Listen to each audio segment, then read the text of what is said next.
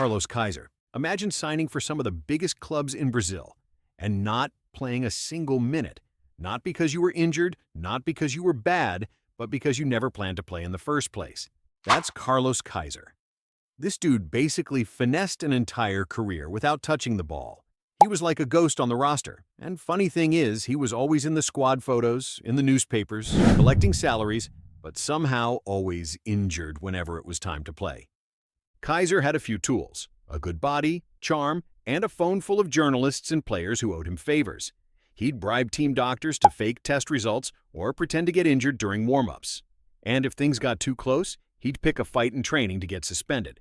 At one point, he even held a press conference with a translator, except the translator wasn't real. He was just one of Kaiser's random friends who made stuff up on the spot.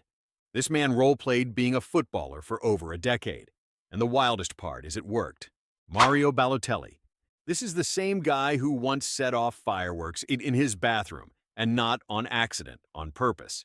When firefighters pulled up, the first thing they saw was his golden Bentley parked outside. And that was just a normal Tuesday for him. He drove around Manchester handing out cash to strangers. He threw darts at youth players for fun. He couldn't even put on a training bib properly half the time, and somehow that just made him more iconic. Then there's the classic, "Why always me?" shirt. And the timing was crazy. I mean, this was right after he set his house on fire. René Higuita. You remember that scorpion kick save, right? At Wembley Stadium, someone shot the ball, and instead of just catching it like a normal person, the guy jumps forward, kicks it with his heels over his head, and lands like a gymnast. He used to dribble out of his own box like he was a number 10, and even got caught doing that in the '90 World Cup and cost Colombia the game. Did he care? Not really. This man once missed the Copa America because he got arrested after he tried to negotiate a kidnapping. Paul Gascoigne. Gascoigne had that kind of talent that made you want to cry, and that kind of brain that made you cry for different reasons. There's a story, and this is no joke, of where Gaza showed up to a police standoff with a fishing rod, some fried chicken, and a six-pack, because he thought the armed suspect was his mate. On the pitch, he was brilliant, but off the pitch, he struggled badly with addiction and mental health, and it showed. But that chaos? That came with the package. Paul Gascoigne was both the funniest and saddest player to ever lace up boots, and in a weird way, both things were always true at once. Jens Lehmann. Lehmann was the type of guy who you could trust with a penalty save, but not your group chat password. He once got subbed off, walked behind the advertising boards, and just took a piss during a Champions League game. The man literally has no shame. He was just standing there like it was a Sunday barbecue with thousands of fans watching and cameras rolling. He'd start fights with his own defenders, kick players for no reason, and trash-talk referees while adjusting his gloves. There was even a time he literally emailed his neighbor to complain about a tree blocking his lake view and attached a chainsaw noise as a threat. Eric Cantona. Picture this. You're walking off after getting sent off in a game, a fan's heckling from the stands, and instead of ignoring him, you launch yourself into the crowd and hit him with a flying kung fu kick. No, that's not a movie. That's just another Wednesday for Eric Cantona. The guy was a footballing artist and was unpredictable. He'd wear his collar up like a vampire, score goals like he was directing the game, and then he'd say things like, "When the seagulls follow the trawler, it's because they think sardines will be thrown into the sea." Yeah, he actually said that. To a room full of journalists after his ban for the dropkick. You could never tell if Cantona was trolling, existential, or just French beyond belief. Zlatan Ibrahimovic. Zlatan walked into the football scene like a gladiator and made sure the world watched. He once said he couldn't buy his wife a birthday gift because she already has Zlatan. You'd think he was joking until you realize he probably wasn't. He literally karate-kicked teammates in training, told reporters lions don't compare themselves to humans, said he'd still be the best if he played with one leg. And to make all this more interesting, he backed up his arrogance with stats. Nicklas Bendtner. Bendtner once said he wanted to be the best striker in the world, which would have been fine, except he had, like, one good season ever. This guy had the self-confidence of Ronaldo, but the stats of a guy who peaked on FIFA career mode in 2010. He actually gave himself the nickname Lord Bendtner and ran with it. Fans even started photoshopping him into Game of Thrones and royal portraits. The man became a meme and fully embraced it. During Euro 2012, he scored a goal, pulled down his shorts, and randomly flashed the whole stadium. Oh, that's not the only thing. He gambled away almost €1 million in just a few hours, released an autobiography like he was Zlatan, and even made a documentary where he reflects on his career like he was some misunderstood genius. Talk about delusion. Thomas Gravesen. This guy looked like your uncle who owns a scrapyard, but somehow ended up at Real Madrid, next to Zidane, Ronaldo, and Beckham. He allegedly blew up a teammate's car as a prank, played poker so hard in Vegas that he became a millionaire, and then, one day, he just disappeared.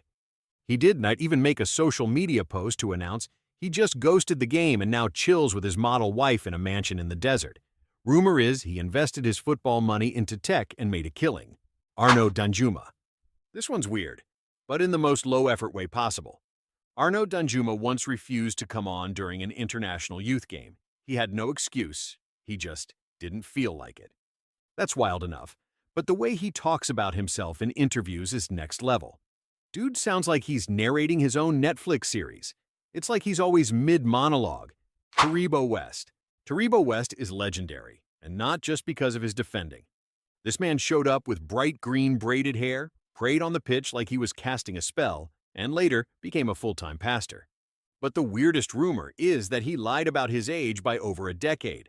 Some club execs claimed he was actually 40 when he said he was 28. West denied it, but the theory lives on like a football ghost story. After retiring, he opened a church and started performing healing miracles. He said God once told him not to sign a contract because demons were involved. Artur Boruc. They called him the holy goalie, but don't let that fool you. This man was unhinged. Boruc once blessed himself before a Celtic Rangers match and got fined for it. Yeah, just crossed himself, and Scottish officials called it provocative. Which, okay, maybe it was, but still. He carried around a Bible during warm-ups, but he also pulled off WWE-style celebrations, flipped off fans, and once got into a fight at a church. When he moved to Italy, he doubled down on the madness. He got red cards for arguing, started brawls, and once punched a burglar who broke into his house. Who the hell punches a burglar? Asamoah Gyan. First off, this dude missed a penalty in the 2010 World Cup that could have made Ghana the first African team in the semis, and that moment left him devastated, so much so that he retired from international football at 25. Then he came back. Because why not? In between, he started a rap career. No, really.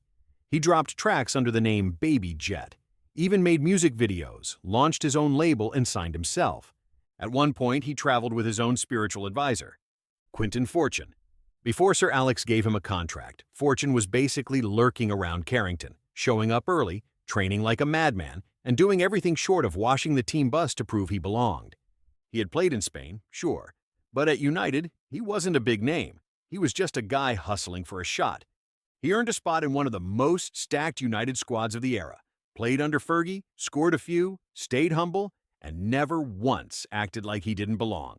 José Manuel Pinto. Pinto was never Barcelona's number one, but he always had such a bright aura. Most people saw him as Messi's friend, the guy who chilled on the bench. But when he wasn't warming up or yelling encouragement, he was in the studio, making reggaeton. His music career was legit. I mean, full production setup, tracks online, and a whole alter ego, Wahin. He had wild hairstyles, looked like a pirate, and somehow always had the energy of the main character, even when he wasn't playing. Football's full of legends, but these guys, they're something else. They weren't just players, they were events.